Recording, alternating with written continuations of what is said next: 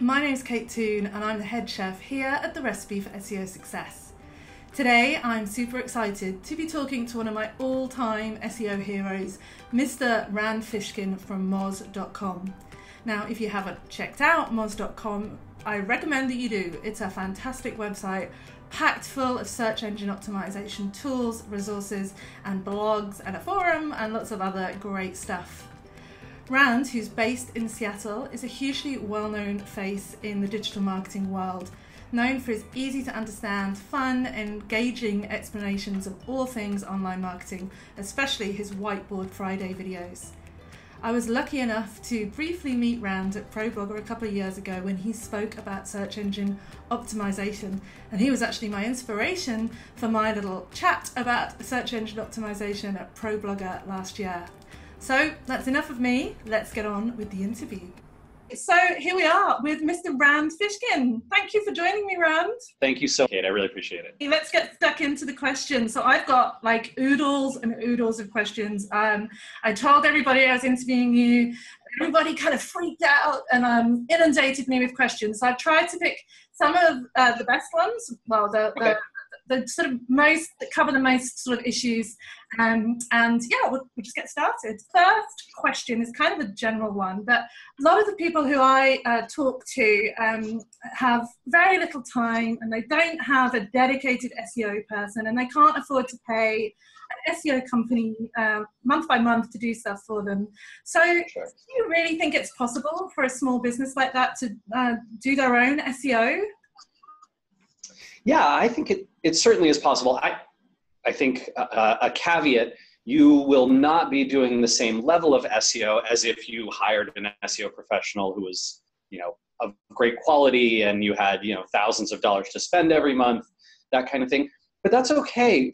For a lot of small businesses, even medium-sized businesses, just getting the first few steps right in SEO, getting those first little pieces, elements of web marketing correct, can be transformative, right? And can make your business so much more visible than it was previously. So I think it is not a necessity to have to spend a ton of money or hire an outside professional. You can do a lot of the basics right yourself.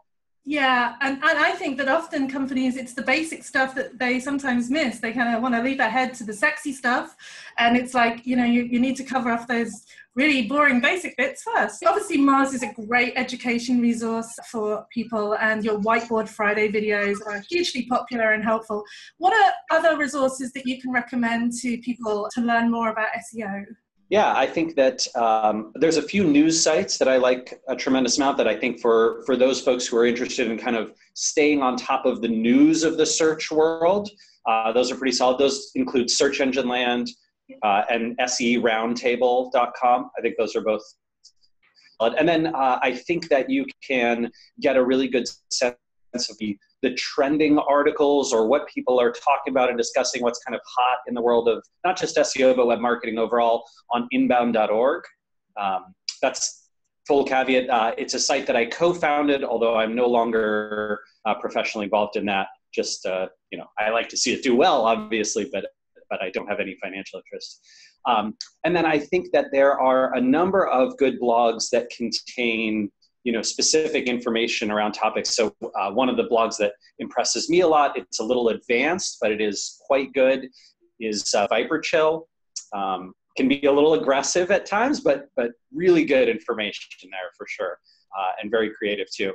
Another one that I like a lot, again, can be a little more advanced, but is fascinating for me is SEO by the Sea from Bill Slawski. Yeah. I think he does a terrific job with that.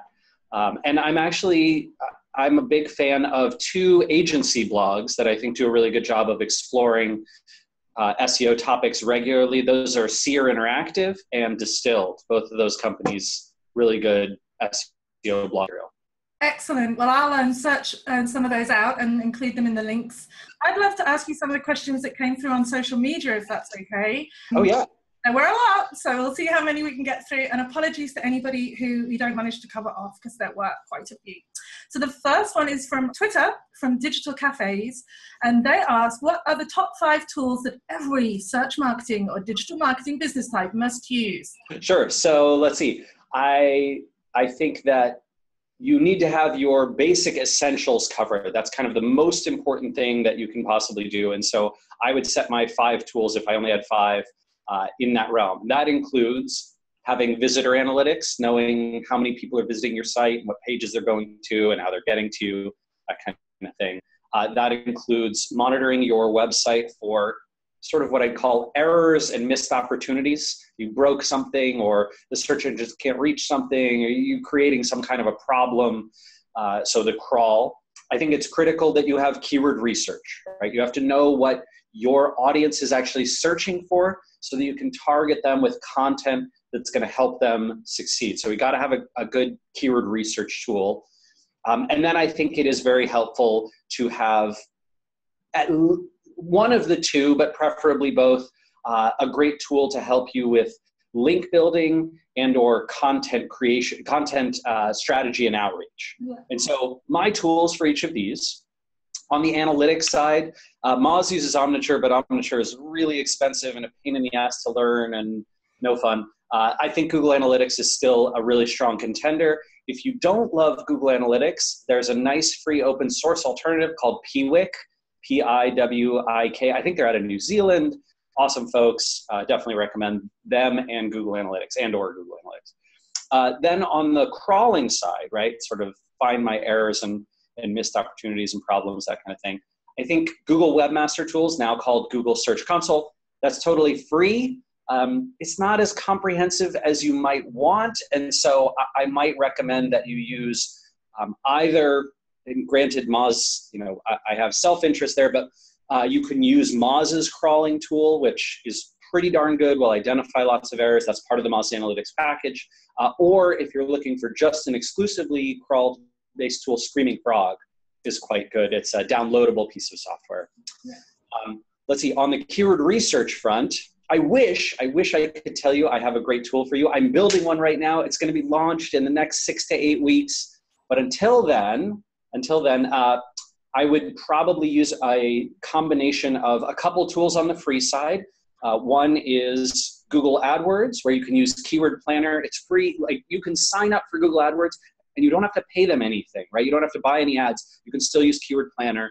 And then another one that I like a lot is Ubersuggest. I love that one. If you're looking for a paid tool, I like keywordtool.io. And then on the content and link building side, there's kind of 3 players in the link world. All of them have strengths and weaknesses. One is Moz with Open Site Explorer. One is Majestic, who I like a lot. And one is Ahrefs, which a lot of people like. So those 3. And then if you're looking on the content and outreach, Moz content just launched. I think it will be a good tool long term, but right now my favorite by far for sure is BuzzSumo. I think those guys are just terrific. I use that regularly. I know a lot of people in the content world do. So I check those out. So that's kind of my 5 sets of tools. Awesome. What a great list. And loads of my favorites in there as well. So that's reassuring. That's fab. The next question is from Angela.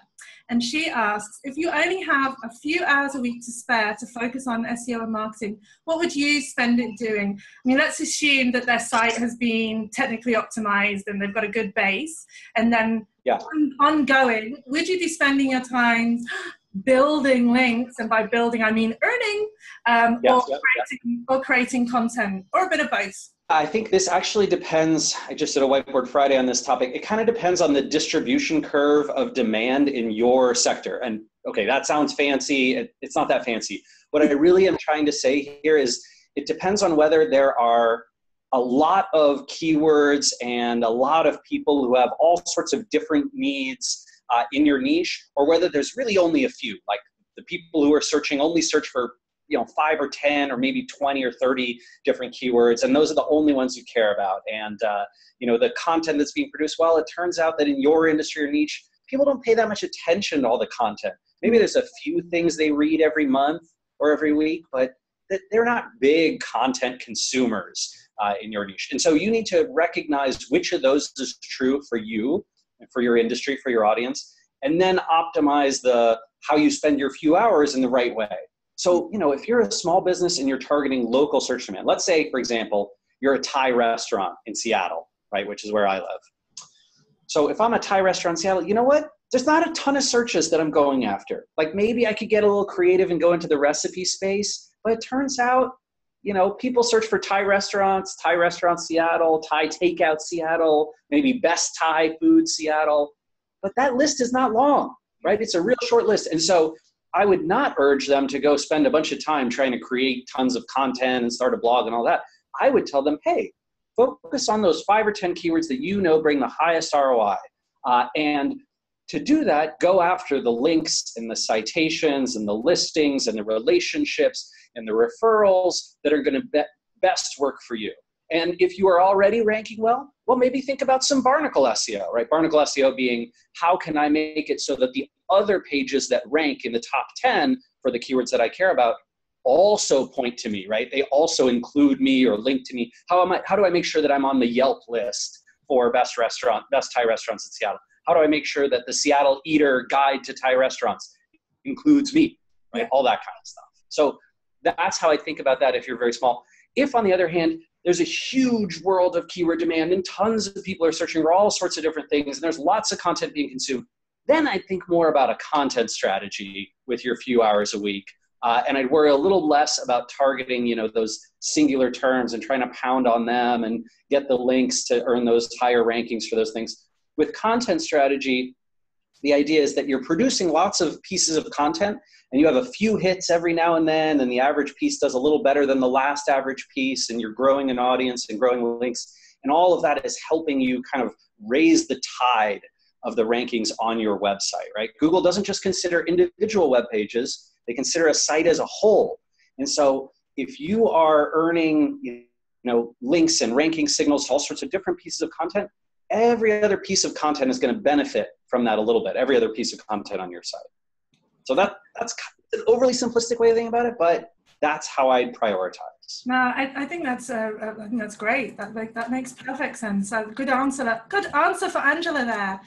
Okay, and this kind of follows on from that, I guess, because the analogy I always use is a window cleaner in Sydney. You know, there's a window cleaner in Sydney. How many blog posts can you write about window cleaning? And do you even want to be writing content about window cleaning?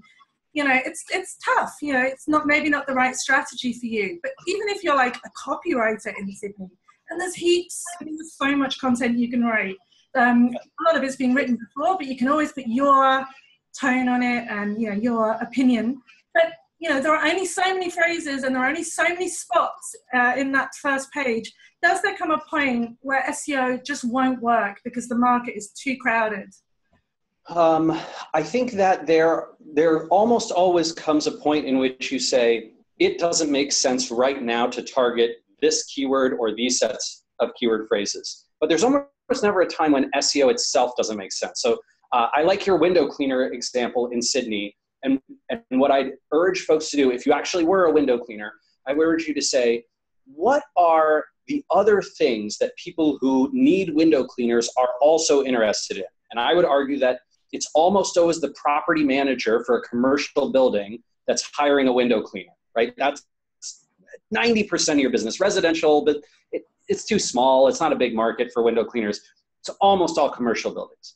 Well, commercial property owners have a lot of interests that are not well served, right? They don't understand what their competitive pricing market is like. They don't know historical demand versus demand now. They don't know what the problems that other property managers are facing. They don't really interface with each other all that much. There may not be a great community resource for Sydney commercial property owners and building managers, on the web. You could make that. Like, you could absolutely make that. You wouldn't have to produce lots of content. You could do one survey a year of all the clients that you have and all their network, and you could produce this phenomenal report that every property manager sends to every other property manager, and they're like, oh, this window cleaner guy, he's awesome. He does this survey of 500 buildings in Sydney and produces it every year. You only need one.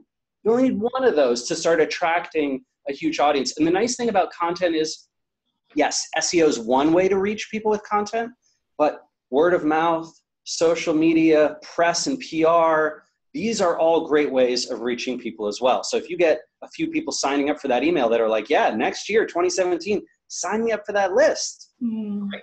You know, now you've got a new cohort of people to reach and all that kind of thing. So I never think that you're out of the game entirely, but I do agree that there's a point at which you kind of say, hey, I have a brand new website and I'm competing against the top 10 results who are all, you know, 70 plus in domain authority and have years in the field, and, you know, I'll have professional SEOs working for them. I need to take a different angle.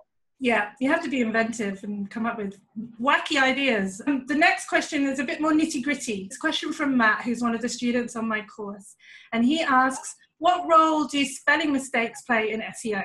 So there's been an email going around in Australia, maybe not America, saying it's one of those kind of spammy type that says, you've got spelling mistakes. This means Google's going to, you know, give you a black mark, and if you don't correct them, I can correct those spelling mistakes for $100. So he's interested to know, you know, would Google really chastise a site or lower its ranking because it had typos? We have never observed a correlation between misspellings. Let me correct that. Between a small normal number of misspellings, typos, you know, grammatic errors, and lower rankings in Google. Nor have we been able to correlate, you know, perfect grammar and flawlessly edited content with higher rankings in Google. That being said,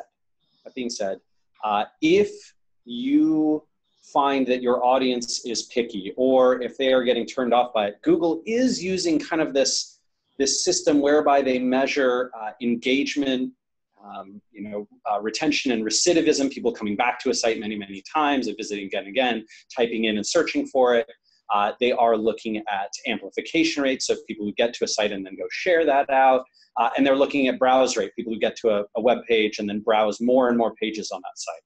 All of those metrics, which they get from Chrome and they get from Android and probably some other places, all of that data goes into figuring out, like, are you a good website that searchers seem to enjoy? And, you know, are you doing a compelling job of serving your visitors? And if spelling and typo stuff is detracting from that, yes, it can have a very mild but negative impact on you. So, yep, that meme sounds totally wrong to me. And I would not pay that person $100. They'll probably put malware on your site. But that being said, anything you do that improves the user experience and the happiness of people who get to your page does help you long-term in Google.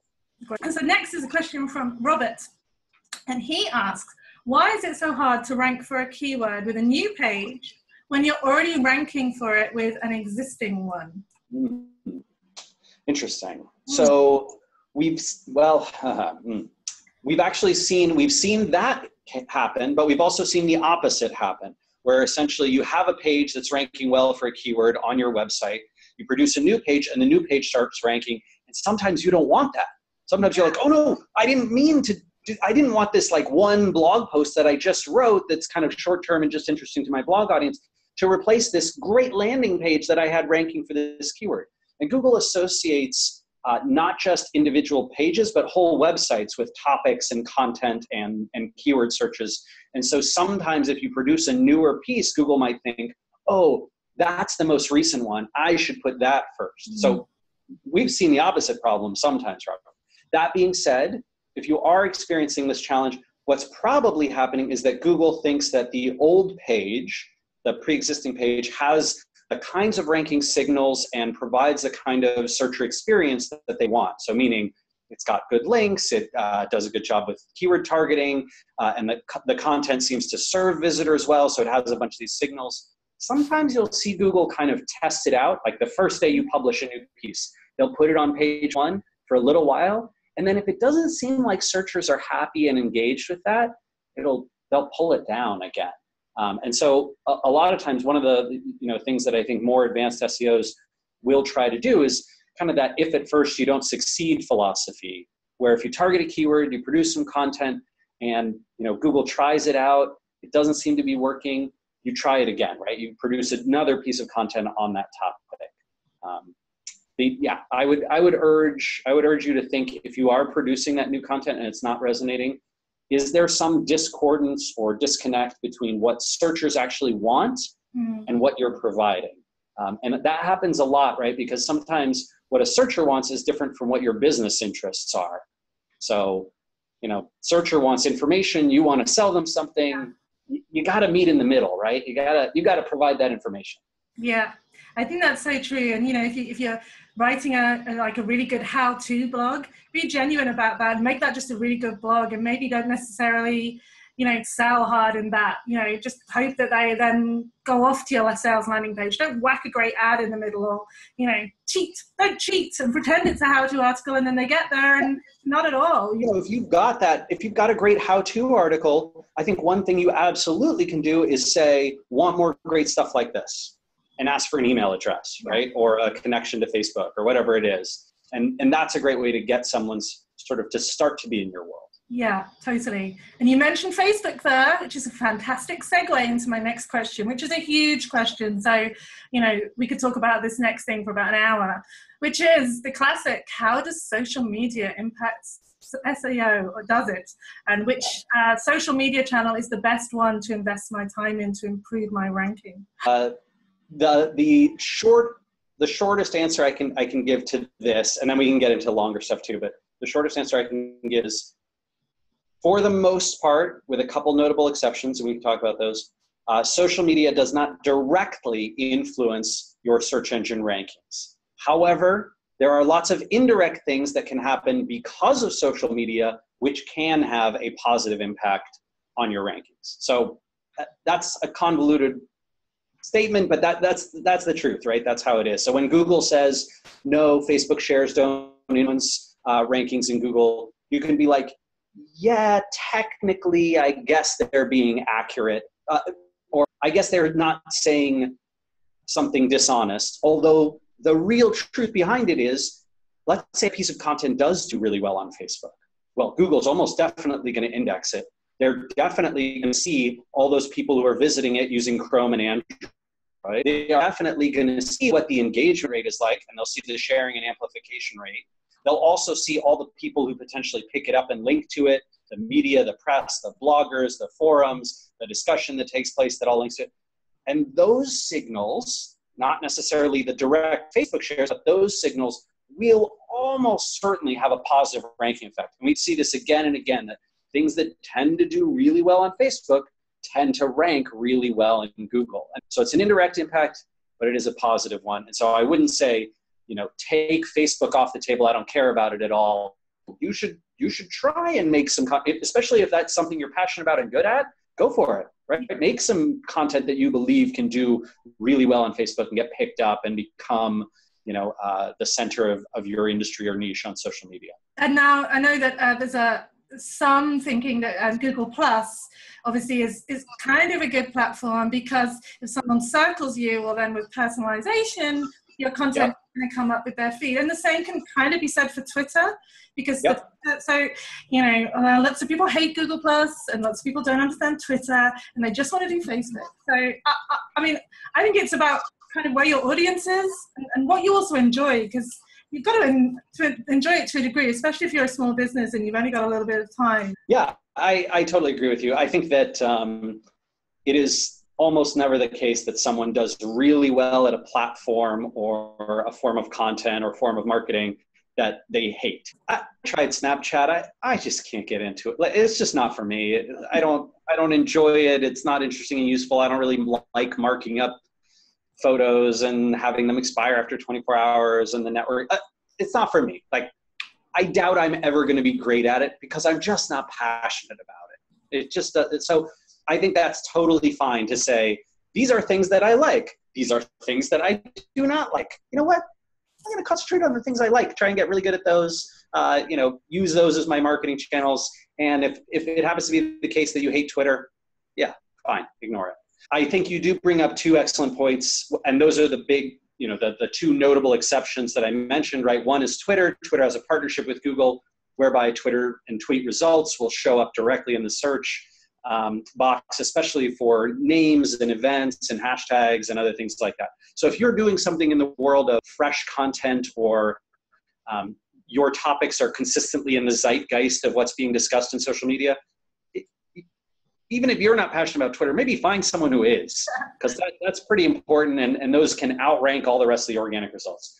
With Google Plus, yes, look, I mean, in your ideal world, the best way to do social media for SEO would be to get everyone who's ever going to search for anything in your topic to circle you on Google Plus, because then you'll rank number one. You'll just, right? Well, not number one always, but you will constantly get a personalized boost for every piece of content you share on Google Plus for everyone who follows you. So if your audience is even at all on Google Plus, could pay to be there at least a little bit. It's getting a little less powerful. That personalization is not as strong as it was, say, 2 years ago or 3 years ago. It's still there, but not as strong. And we're also seeing, generally speaking, in most niches, with a few exceptions, travel, photography, marketing, blogging, that Google Plus is getting less engagement. The next one is from Jason Stevens, and he asks, how will live streaming affect SEO? There are certain forms of live streaming that will have real-time search, and that Google's going to do something like what they do with Twitter, where they try and recognize those. You could see that here in the United States yesterday. President Obama made his State of the Union address, and during that time, if you searched for SOTU, right, State of the Union, or anything like that, you would get this real-time broadcast from YouTube right above the fold. So Google's doing a little bit on that front right now for streaming content, and I think we might see more innovation on that front long term. But one thing I would say for now, for sure, is streaming content, almost always, if it's compelling and people want to see it again, record that stuff, put it up on your website, right? Make it accessible through YouTube so that people can search either YouTube or Google and find it and then get to you. That's a great form of content long term. So this is an important question for Australian businesses. Australia is only so big and there's only so much of an audience here, and a lot of businesses try and break through into the US market because there's so many of you Americans. Yeah, that's true. But what are your tips for an Australian business wanting to rank in the US Google? Yeah, I think there's a few things that can certainly help you. One is almost definitely earning links from US-based websites and US-based businesses and organizations and people. Another one for sure is going after engagement from the US. So you can earn. There's no particular bias in the world of social media or email or content marketing or those kinds of things that's country specific. It's really just language groups. And so whether you're in the UK or New Zealand or South Africa or wherever you might be, targeting the US is equally easy through those channels. And so I would urge you to try and earn traffic. If you start to get engagement and traffic and attention from American visitors, Google will almost certainly recognize that and then start to put you in the results. And we've actually seen, there have been a few cases, I can't recall them off the top of my head, but we've seen a few Australian websites do really well in the google.com US results in the last year or two. The strategy of intentionally making your website non-geographic specific, so not using a .com.au, but using a .com or a .net. Darren Rouse, right, from ProBlogger, who's based in Australia, uses a .net, does very well worldwide for the English language audiences. So that's certainly a strategy. Yeah, okay, great. And would you say that hosting plays any part in that? Like, would you think that it's better to host in the US, or do you really don't think it makes any difference? I've heard it's cheaper to host in the US. It makes a small amount of difference for two reasons. One is geo-targeting, right? Google does look at where you're hosted as a small signal of geo-targeting. Although the problem with being hosted in the US is it's tougher for you then to reach Australian audiences and be listed in .com.au. But the advantage could be a speed one, right? So if you're hosted in the US, you're going to be faster, generally speaking, for American visitors. That portends all sorts of good things, including a slight bump in Google's rankings from the speed boost they give, and better engagement rates as people are very picky about their download speeds. And I mean, I think from my own experience, all the good stuff you do to your Australian site kind of will influence your accessibility to American audiences. I see my own site doing better and better. I haven't deliberately targeted the US. I have got a .com.au, but I think, just generally as you do more stuff, it all has a positive benefit overall. This is a question from DMOX90 on Twitter. And he asked, do weak pages on your site damage strong pages? Should I kill all my weak pages? So is it better to have like 10 super awesome pages rather than 100 crappy ones? So the way that I would think about this is not in terms of, link metrics or page authority or stuff like that. The way I think about it is in terms of visitor happiness and searcher success rate. So if you have a bunch of pages that the content's mediocre to poor, maybe a lot of it is copied content from elsewhere, maybe a bunch of it is content that is very thin, right, that just is not high quality. And you can see that in your visitor analytics, right? The people who reach those pages tend to bounce more often. They tend not to browse further in the site. Those pages get very little sharing, almost no links, all that kind of stuff. I would kill them. Kill them. However, if you're telling me, hey, I have a bunch of pages that are really good quality and the people who do reach them enjoy them, the problem is they're just not very popular. They don't get reached very much. They don't have very many links pointing to them. Not many people visit them. I would tell you to keep those. Those are the kind that over time, as you grow the influence and authority of your site, will benefit from being on your domain. Yeah. So I would not kill those. I would kill the ones that have poor user and usage metrics. Okay, we're coming to the end of our specific questions, and this one is more of a general one. And again, I know that you actually recently posted an article about this, so what you thought were going to be the big things of 2016. So I'm going to put you on the spot and say, as a small business, what's the one thing you'd be concentrating on in 2016? What do you think is going to be the biggest thing for SEO? So I think there's two ways to kind of address that. One is to say, what's the one thing that, is big in 2016 that I should really be doing? And the other one is, what's the new big thing in 2016? Yes. Yeah.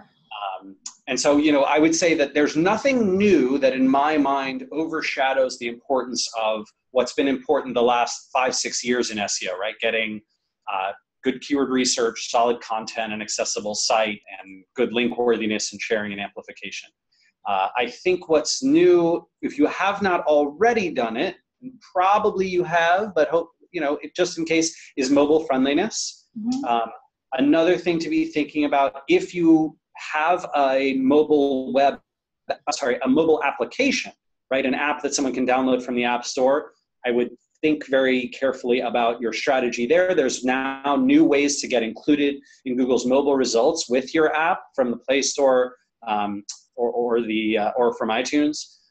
And then the other thing that I'd say is it may pay in 2016 if you have an audience that is using apps, using the app stores, heavily on mobile. Consider how you can get your brand, your name, your business into apps that may be popular. So even if you don't have an app yourself, if you say, oh, there's a very popular app that does things in my niche.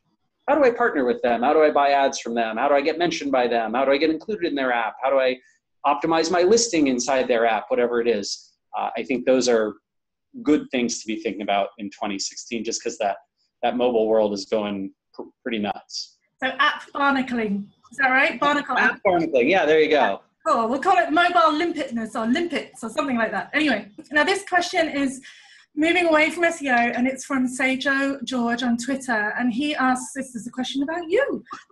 What's the biggest business decision or mistake that you wish you could go back and change?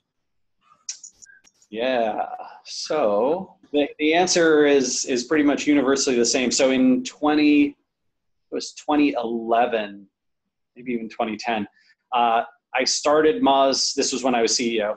I started Moz down this path of building kind of an all-in-one tool and building it all together, right? So you could do all your SEO and your social media and your content and your analytics all in one place. And I thought that was going to be, really important as SEO started doing all of those things. Well, turns out kind of dead wrong on two fronts. One, on the engineering side, it's incredibly hard to ask a team, especially a small team as we were at Moz at that time, to try and build a massive, complicated application that takes multiple years of work and never gets released to anyone in that time. Yeah. So that's a really poor way to do engineering. Iterative software engineering is a much, much better way to go. If we were going to do that, if that was going to be a successful strategy, I think it had to be released piece by piece by piece and then upgraded and improved. The second strategic mistake that was really big there was assuming that I knew how the industry was going to go. In fact, what ended up happening is SEO stuck to SEO, professional social media marketers stuck to social media, professional content marketers and content strategists stuck to doing content, email marketers stuck to doing email, business intelligence and analytics ended up serving that audience. And so, you know what? This all-in-one thing was not the panacea that I hoped it would be. So that's a move I really wish I could take back and instead concentrate on, hey, let's build a best-in-class product just for SEOs. And then maybe later, we'll build a good one for social media marketers and another good one for content and that kind of thing. Yeah, I think everybody dreams of an all-in-one tool though, so I can totally understand why you went that way. I'd love that, but hey, maybe that's just me. Okay, the last question, and this one's a bit silly, but I was asked to ask it, so be prepared. Okay.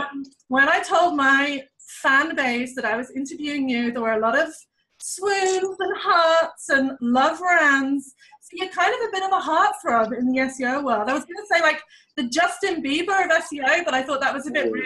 How about the Brad Pitt of SEO? Is that a bit better? How do you feel about that? Are you aware of that, or is it you just ignore all that kind of stuff?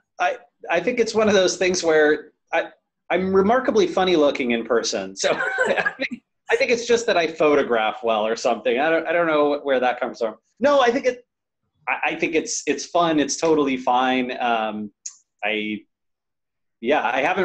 have not encountered it ever in person, really, but I've seen a little bit of it online. No, it doesn't bother me. It all seems in really good faith and good fun, right?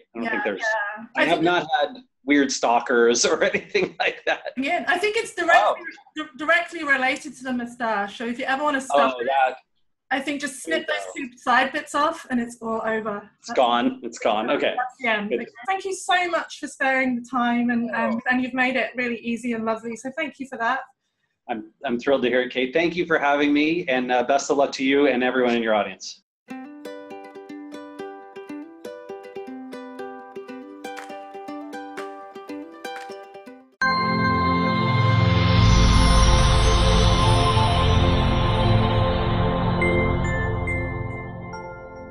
I like your little, are those like little SEO pillows on the chair behind? That's awesome. Oh yeah. Just for you.